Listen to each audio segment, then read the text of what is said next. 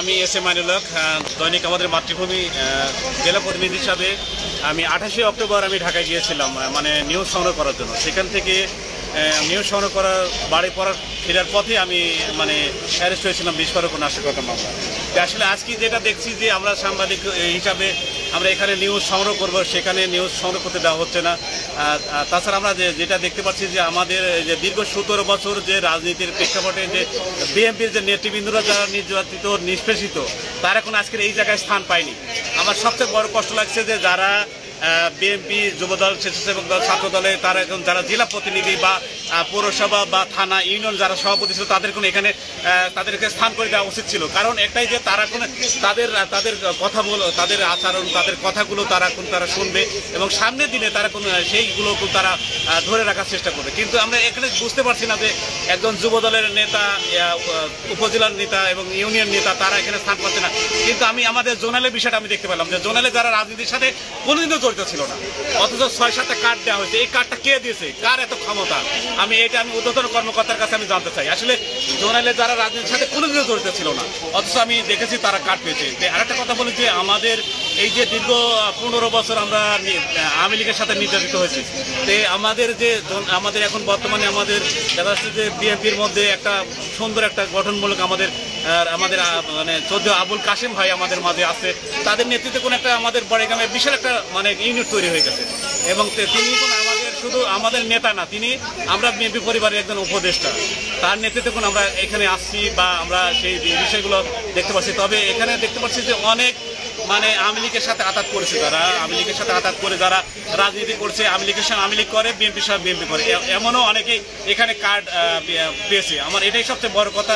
তাহলে আমরা সাংবাদিক হয়ে আমরা জেল খাটবো, আবার বিএনপি করে মার খাবো, আবার জেল খাটবো। তারপরে আমার সবচেয়ে বড় কষ্ট লাগছে যে যারা বড়াইগ্রামে যারা যুবদল, তারা এখন তারণের অহংকার যুবদল, তারা বড়াইগ্রাম উপজেলা সভাপতি সেক্রেটারি তারা নিয়ন্ত্রণ পায়নি, ইউনিয়ন যুবদলের কোনো নেতৃবৃন্দ সেখানে দাওয়াত পায়নি। অথচ আমাদের জোনালে দেখা যাচ্ছে যারা কোনো রাজনীতির সাথে কোনো কিছু জড়িত না, তারা যুবদলও না, ছাত্র দলও না, অথচ এখানে 5-6 জন কষ্ট লাগছে। কারণ আমরা যদিও মানে আমার এটা খুবই কষ্ট লাগছে। আজকে আমরা আমাদের দেশনায়ক তারেক রহমানের দৃষ্টি আকর্ষণ করছি আমাদের বড়াইগ্রামে এবং আমাদের নাটোরে যেভাবে মানে গ্রুপিং সৃষ্টি হয়েছে, এটা এখন আসলে একদিনের সৃষ্টি হয়নি। এখানে প্রোগ্রাম বিএনপির অর্থাৎ মূল দলের, সেখানে যুবদল কেন আসবে? আসলে এটাই আসলে আমাদের দেখার বিষয়। কিন্তু আমি দেখেছি যে ম্যাক্সিমামই মানে যারা কার্ডধারী তারা কোনোদিন রাজনীতি ফেজি না, এক কথা বলা যায় তার রাজনীতি ফেজ না। আমি টাই মানে হলের মধ্যে আমি দেখেছি প্রতিটা মানুষের আমার ফেজ ধারণ করা হয়েছে, আমার ক্যামেরা, আমি নাটোর নিউজের ক্যামেরা আমি বন্দি করছি। কিন্তু আমার সবচেয়ে বড় দুঃখের বিষয় হলো যে যারা আমি বিভিন্ন চাষটলে বিভিন্ন জায়গায় তারা চোখের পানি ধরে রাখতে পারছে না, এমন একটা বিষয় আমি দেখতে পাচ্ছি। তা আমি সবচেয়ে বড় কষ্ট লাগছে যে আমার অনেক নেতৃবৃন্দ আমার সাথে যারা জেল খাটছে, যারা বিস্ফোরক নাশের মতো কথা জেল খাটছে, তারা কোনো আজকে এখানে কোনো মানে নিয়ন্ত্রণ পায়নি। সবচেয়ে বড় কথা হলো যে যারা রাজনীতির অঙ্গনের সাথে জড়িত, আসলে আমি দেখেছি বিভিন্ন বনপাড়া উপজেলা বিভিন্ন চাষটলে বিভিন্ন দোকানে অনেক প্রবীণ রাজনীতিবিদ, অনেক নির্যাতিত নেতা, জেল খাটার নেতা, তারা এখন আজকে কার্ড পায়নি। কিন্তু আমি আমাদের যে পৌর মঞ্চে যারা ভিতরে প্রবেশ করছে তার অনেক জুনিয়র যারা রাজনীতি কোনো ফেজি না, তারা এখন এখানে ঢুকে তারা কার্ড পেয়েছে। এটাই আমার সবচেয়ে বড় কথা। আগামীতে যে কমিটি গঠন করা হচ্ছে, সেই কমিটি গঠন করার লক্ষ্যে আপনার মতামতটা কি ধরনের পরামর্শ?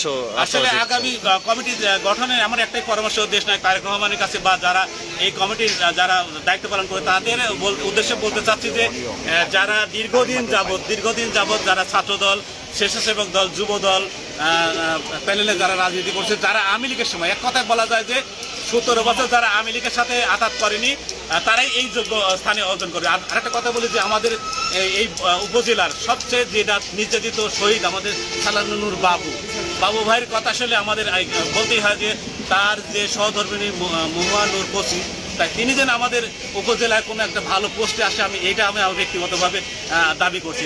যাই হোক, যারা এখানে বিএনপির কর্মসূচি হচ্ছে অর্থাৎ মত বিনিময় সভা, সেখানে বিএনপির বাইরে কোনো অঙ্গ সংগঠনের ঢোকার কোনো অনুমোদন নাই বা অনুমতি নাই, সেক্ষেত্রে আপনি ভিন্নতা কেন বলছেন বা এটা কি দেখেছেন আমি সেটা তার আগে একটা কথা বলি যে যারা মানে ছাত্র দল, স্বেচ্ছাসেবক দল, যুব দল, যারা অঙ্গ সংগঠনের সকল পর্যায়ে তারা খুব নেতৃত্ব দিয়ে থাকে, কিন্তু আমার সবচেয়ে বড় খারাপ লাগছে যারা আন্দোলন সংগ্রামে মানে পথ কাঁপানো, রাজপথ কাঁপানো মানে যারা যারা ছিল তাদের কোন এখানে আমার মনে হয় যে 10টা কার্ড দিলে মানে ততটা কোনো আপত্তি হতো না। বিশেষ করে জেলা যুব দল সভাপতি সেক্রেটারি, জেলা ছাত্র দল সভাপতি সেক্রেটারি, ইউনিয়ন যুব দল সভাপতি সেক্রেটারি, এরকম কার্ড দিলে আসলে আমার মনে হয় যে তখন কোনো কার্ডের বিষয় কি অনিয়ম, ডেলিগেট কার্ডের বিষয় কি অনিয়ম একটু বলেন।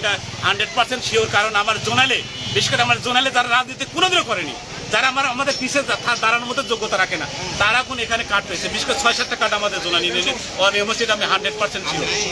আওয়ামী লীগের সাথে লিয়াজোগ করেছে, তারা এই ধরনের কার্ড, কিন্তু তারা তো পদ পদবিতে আছে বিধায় তাদেরকে দেওয়া হয়েছে। আপনার নাম বলেন। বিশেষ করে আমার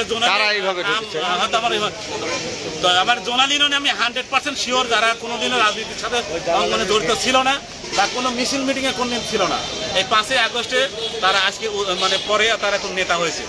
এইখানে এই ধরনের নেতা যদি আমাদের বিএনপিতে এখনো থাকে তাহলে কোন আমাদের সোনার বাংলাদেশ গড়া খুবই কষ্টদায়ক হবে। আমরা সাংবাদিক হয়ে যদি জেল খাটিয়ে যদি আমাদের পদমর্যাদা বা সম্মান না পাই, এটা এখন আসলে খুবই দুঃখজনক ঘটনা। তো এটাই আর কি আমাদের বড়াইল উপজেলা বিএনপি, পৌর বিএনপির যে মত বিনিময় সভা হচ্ছে, এখানে কার্ডের নিয়ম দুর্নীতি হচ্ছে, এটা আমি 100% শিওর।